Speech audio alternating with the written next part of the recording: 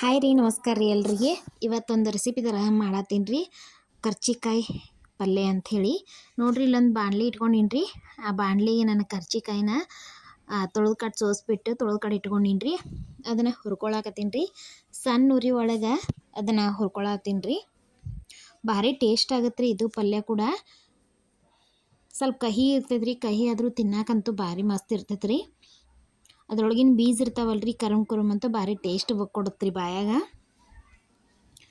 ಅದನ್ನು ಸಣ್ಣ ಉರಿ ಒಳಗೆ ಇಟ್ಕೊಂಡು ಹುರ್ಕೋಬೇಕ್ರಿ. ಈ ಪಲ್ಯ ನಮಗೆ ತಿನ್ಬೇಕಾದ್ರೆ ಒಂದು ನೆನಪಾಗ್ತೈತೆ ರೀ, ನಮ್ಮ ತಾಯಿಯವ್ರು ನಾವು ಸಣ್ಣವರಿದ್ದ ಮಾಡೋ ಮುಂದೆ ಇದು ಹುರ್ಕೊಂಡೀನಿ ರೀ. ಈಗ ಎಣ್ಣೆ ಹಾಕ್ಕೊಂಡೀನಿ ರೀ. ಆ ಎಣ್ಣೆ ಸ್ವಲ್ಪ ಕಾದ್ಮೇಲೆ ಜೀರಿಗೆ ಸಾಸ್ಮೆ ಹಾಕೊಂಡು ಚಟ್ಪಟ ಅಂದವ್ರಿ.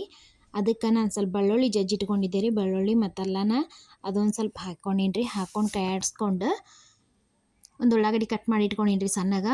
ಅದನ್ನೂ ಕೂಡ ಹಾಕೀನಿ ರೀ. ಕೆಂಪಗೆ ಆಗುವಂಗೆ ಹುರ್ಕೋಬೇಕ್ರಿ ಸಣ್ಣ ಉರಿ ಒಳಗೆ.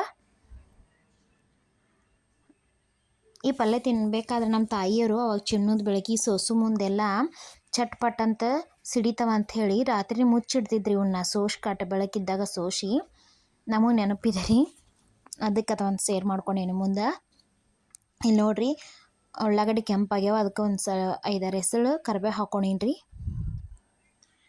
ಆ ಕರಿಬೇವು ಕೆಂಪಾದ್ಮೇಲೆ ಒಂದು ಅರ್ಧ ಟಮಾಟಿ ಹಾಕ್ಕೊಂಡೀನಿ ರೀ. ಹುಳಿ ಜಾಸ್ತಿ ಆಗುತ್ತಂತ ಸ್ವಲ್ಪ ಹಾಕ್ಕೊಂಡೀನಿ ರೀ ಟಮಾಟಿನ. ಹಾಕಿ ಎಲ್ಲ ಚೆನ್ನಾಗಿ ಚಲೋ ತಂಗ ಕೈ ಆಡಿಸ್ಕೋಬೇಕ್ರಿ. ಇದಕ್ಕೆ ನೀರು ಹಾಕುವಂಥ ಅವಶ್ಯಕತೆ ಏನಿಲ್ಲ ರೀ. ಹಂಗೆ ಎಣ್ಣೆಗನ ಅಳ್ಳಿ ಬಿಡ್ತೈತೆ ರೀ. ಇದು ಹೋಗಾದ್ಮೇಲೆ ಅಳ್ಳಿ ಬಿಡ್ತೈತಿ. ಉಳ್ಳಾಗಡ್ಡಿ ಇದೆಲ್ಲ ಹಾಕಿರ್ತೀವಲ್ಲ ರೀ, ಅಳ್ಳಿ ಬಿಡ್ತೈತಿ. ಮತ್ತು ಹುರ್ಕೊಂಡಿರ್ತೀವಿ. ಈಗ ಚಲೋ ತಂಗ ಎಲ್ಲ ಮಿಕ್ಸ್ ಆಗೈತೆ ರೀ. ಭಾರಿ ಚಲೋ ರುಚಿ ಕೊಡ್ತೈತೆ ರೀ ಇದು. ಉಪ್ಪು ಹಾಕ್ಕೊಂಡು ಸ್ವಲ್ಪ ಟಮಾಟಿ ಸಣ್ಣ ಆಗಲಿ ಅಂಥೇಳಿ, ಮೆತ್ತಗಾಗಲಿ ಅಂಥೇಳಿ. ಈಗ ಅದೆಲ್ಲ ಮೆತ್ತಗಾಗಿತ್ತು ರೀ, ಉಳ್ಳಾಗಡ್ಡಿ ಮತ್ತು ಟಮಾಟಿ. ನಾ ಕರ್ಚಿಕಾಯಿ ಏನು ಹುರಿದು ಇಟ್ಕೊಂಡಿದ್ನಲ್ಲ ರೀ, ಆ ಕರ್ಚಿಕಾಯಿನ ಇದಕ್ಕೆ ಹಾಕೊತೀನಿ ರೀ. ಸ್ವಲ್ಪ ತಳಗ ಮೇಲೆ ಕೈ ಆಡಿಸ್ಕೋಬೇಕು ರೀ ಚಲೋ ತಂಗ ಕೂಡು ಮಟ್ಟ.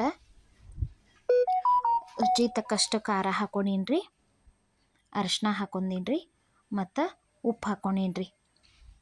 ಖಾರಕ್ಕೆ ನಿಮ್ಗೆ ಇದಕ್ಕೆ ಹಸಿ ಖಾರ ಕೂಡ ಹಾಕ್ಕೋಬೋದು ರೀ, ಭಾರಿ ಚಲೋ ಟೇಸ್ಟ್ ಕೊಡುತ್ತೆ ರೀ.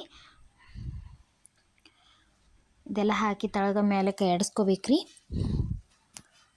ಎಷ್ಟು ಚಂದ ಕಲರ್ಫುಲ್ಲಾಗಿ ಕಾಣಕತ್ತೈತೆ ನೋಡ್ರಿ. ಇದನ್ನು ಕೈ ಆಡಿಸ್ಕೊಂಡು ಉಗದ್ಮೇಲೆ ಸ್ವಲ್ಪ ಬೇಯಕ್ಕೆ ಬಿಡ್ಬೇಕ್ರಿ. ಇದನ್ನು ಒಂದು ಸತ ನೀವು ಮನ್ಯಾಗ ಟ್ರೈ ಮಾಡಿ ನೋಡಿರಿ. ಕರ್ಚಿಕಾಯಿನ ತಿನ್ಲಾರ್ದವ್ರು ಭಾರಿ ಚಲೋ ಆಗತ್ತೆ ರೀ. ನಮ್ಮ ಕರ್ಚಿಕಾಯಿ ರೆಸಿಪಿ ನಿಮ್ಗೆ ಇಷ್ಟ ಆಗಿತ್ತು ಅಂದ್ರೆ ಲೈಕ್ ಮಾಡಿರಿ, ಶೇರ್ ಮಾಡಿರಿ, ಸಬ್ಸ್ಕ್ರೈಬ್ ಮಾಡಿರಿ. ಕೊತ್ತಂಬರಿ ಹಾಕ್ಕೊಂಡು ಲಾಸ್ಟಿಗೆ. ನಮಸ್ಕಾರ ರೀ, ಎಲ್ರಿಗೂ ಮತ್ತೆ ಸಿಗ್ತೀನಿ ರೀ.